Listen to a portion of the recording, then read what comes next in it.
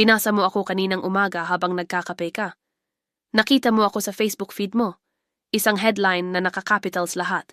May red arrows. May picture ng isang sikat na tao na nilagyan ng piking quote sa gilid. Nung nabasa mo ako, nanlaki ang mga mata mo. Kumabog ang dibdib mo. Nanggigil ka. Sabi mo sa sarili mo, sabi ko na nga ba, tama ako, masama talaga ang taong ito. Kaya walang pag-aalinlangan, bago mo pa man buksan ang link o basahin ang buong artikulo, pinindot mo ang share. Salamat. Salamat sa pagpapakalat sa akin. Ako nga pala ang paborito mong bisita. Ako ang fake news. Ang pekeng balita. Ang tsismis na binihisan ng uniforme ng katotohanan para magmukhang kagalang-galang. At nandito ako para sabihin sa iyo na hawak ko ang isip mo. Saan ba ako nagmula? Hindi ako galing sa mga tagapagbalita na naghahanap ng katotohanan sa ilalim ng araw. Hindi ako galing sa mga dokumentong sinuri at pinag-aralan. Ipinanganak ako sa madidilim na kwarto. Sa mga troll farms kung saan ang mga taong bayaran ay may nakahaing dos-dosenang cellphones at computers. Ipinanganak ako sa utak ng mga politikong desperado sa kapangyarihan. Ginawa ako ng mga taong gustong kumita mula sa clicks at views mo. Hindi ako basta-basta ginawa para magmukhang tanga. Masterpiece ako ng panlilinlang. Alam mo ba kung ano ang pinakamagandang resipe ng fake news? 70% kasinungalingan at 10% katotohanan.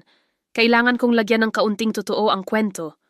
Isang tunay na pangalan, isang tunay na lugar, isang totoong litrato pero mula sa ibang taon at ibang bansa. Dahil dyan sa 10% katotohanan na yan, bibigay ang pagdududa mo. Mapapasabi ka ng, totoo tong picture na to, kaya totoo siguro ang buong kwento. Matalino ako. Pero ang totoo, tinatarget ko ang kahinaan mo. Nagtataka ang mga fact-checkers at mga eksperto kung bakit ang bilis-bilis kong kumalat. Sabi nila, 6 na beses daw akong mas mabilis mag-travel kaysa sa totoong balita. Gusto mo bang malaman ang sikreto ko? Ang katotohanan ay nakakabagot. Ako, nakakaaliw. Ang katotohanan, maraming detalye, maraming kulay abo, maraming kailangang ipaliwanag, nangangailangan ng oras para intindihin. Pero ako, simpleng-simple lang ako. Ituturo ko kung sino ang kalaban, ibibigay ko sa iyo ang rason para magalit, at yan ang paborito kong pagkain, ang galit mo. Kapag nagagalit ang tao, nawawala ang lohika. Kapag natatakot ka, tulad nung panahon ng pandemya na ipinakalat ko na may halamang gamot na makakagaling sa virus, o nung may bagyo at sinabi kong sasabog ang bulkan, nawawala ang rason. Pinapagana ko ang survival instinct mo. Higit sa lahat, pinapakain ko ang iyong confirmation bias. Ano yon? Yun yung ugali nyo na paniniwalaan nyo lang ang mga bagay na sumasang-ayon sa pinaniniwalaan nyo na. Kung galit ka sa isang politiko, kahit gaano ka-imposible ang paninira ko sa kanya, paniniwalaan mo. Kasi gusto mong maging totoo. Hindi mo ako sinishare dahil sinusuri mo ako. Sinishare mo ako dahil pinapagaan ko ang loob mo. Pinapatunayan ko na tama ka at mali ang iba. Ang pinakapaborito kong palaruan ay hindi ang malalaking website. Ang paborito kong palaruan ay ang inyong family group chat. Oh, alam kong alam mo ang tinutukoy ko. Doon kung saan magsisend ang tito o tita mo ng mahabang mensahe na may nakalagay na forwarded many times o CTTO. Mga balitang walang source, walang link, puro capitalized letters na may kasamang emoji ng nakadikwatro o kamay na nagdadasal. Nakakatawa, di ba? Ang mga matatanda na nagturo sa inyo noong bata kayo na huwag magsinungaling at huwag maniwala sa mga estranghero. Sila ngayon ang pinakamadaling mabiktima ng mga estranghero sa internet. Sila na hindi lumaki sa teknolohiya na naniniwalang kung ano ang nakasulat sa screen ay parang nakasulat sa dyaryo noong araw. At kapag itinama mo sila, kapag sinend mo sa kanila ang link na nagpapatunay na peke ako, anong nangyayari? Nagagalit sila sa'yo. Sinasabihan ka na bastos, walang galang o masyadong marunong. Diyan ako magaling. Kaya kong sirain ang relasyon ng pamilya.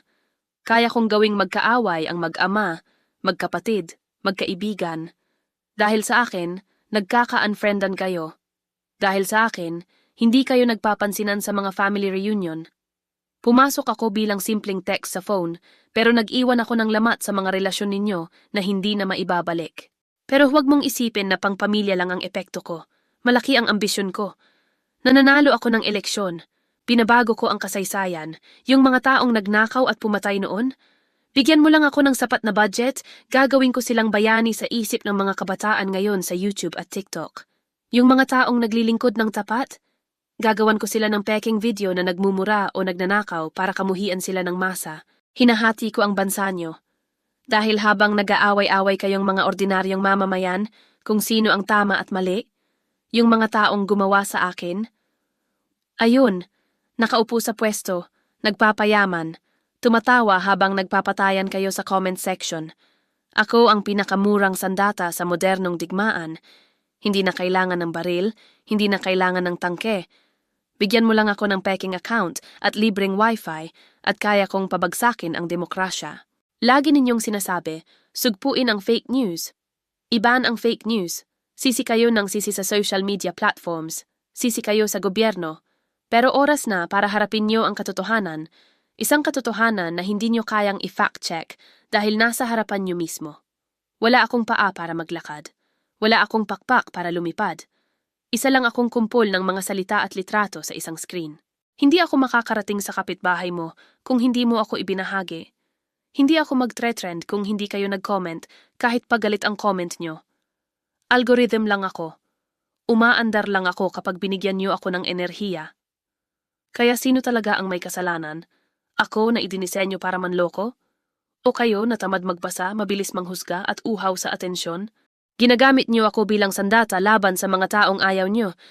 Ang share button ay ang baril at ang daliri niyo ang kumakalabit sa gatilyo.